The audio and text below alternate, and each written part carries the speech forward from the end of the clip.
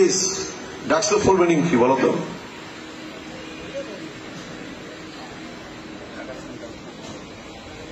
বসো বসো। বাহ,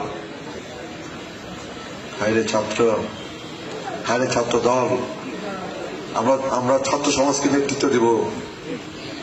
নেতৃত্ব দেওয়ার মিনিমাম যোগ্যতা আমাদের নাই, নেতৃত্ব দেওয়ার মিনিমাম যোগ্যতা আমাদের নাই। এবং যোগ্যতা নাই বলেই ডাকসুতে ওরা জিতে, যোগ্যতা নাই বলেই রাষ্ট্রতে ওরা জিতে, যোগ্যতা নাই বলেই চাকসুতে ওরা জিতে, যোগ্যতা নাই বলেই চাকসুতে ওরা জিতে।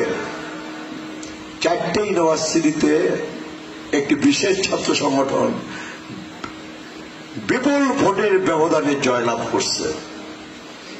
কারণটা কি? কারণটা আমাদের যোগ্যতা নাই, আমাদের মেধা নাই, আমাদের কর্ম নাই, সাধারণ ছাত্র ছাত্রীদের সাথে আমাদের সম্পর্ক নাই, ক্যাম্পাসে আমার কোন ইতিবাচক কাজ নাই।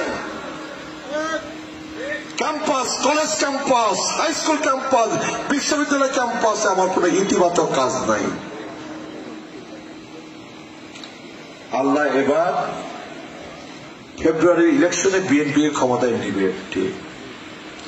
কিন্তু আমার ধারণা খুব বেশি দিন আমরা ক্ষমতায় টিকে থাকতে পারবো না যদি না আমরা মানুষের মন জয় করে চলতে না পারি।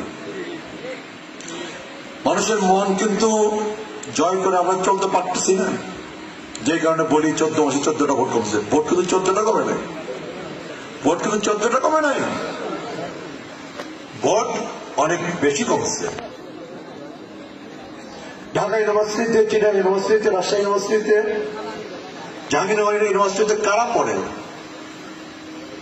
যারা মূর্খরা পড়ে, যারা কম মেধাবী তারা পড়ে। তারা কি সব চিটাগাংয়ের পোলাপান পড়ে কিংবা রাজশাহীর পোলাপান পড়ে?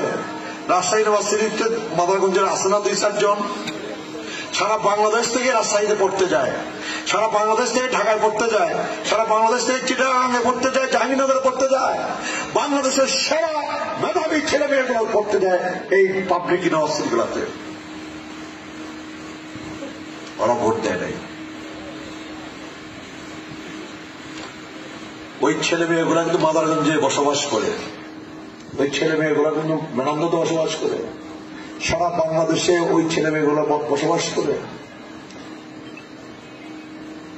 ওই ছেলে মেয়েদের, ঢাকা ইউনিভার্সিটির ছেলে মেয়েদের প্রভাব নেই বাংলাদেশে? রাজশাহী ইউনিভার্সিটিতে যে ছেলে মেয়েরা পড়াশোনা করে ওই ছেলে মেয়েদের প্রভাব নেই মাদারগঞ্জে? তার বাড়িতে, তার ঘরে, তার পরিবারে, তার আত্মীয় স্বজনের উপর আসে না? আমার ছেলে রাজশাহী ইউনিভার্সিটিতে পড়ে, চিটাগাং ইউনিভার্সিটিতে পড়ে, ঢাকা ইউনিভার্সিটিতে পড়ে, জাহাঙ্গীরনগরে পড়ে,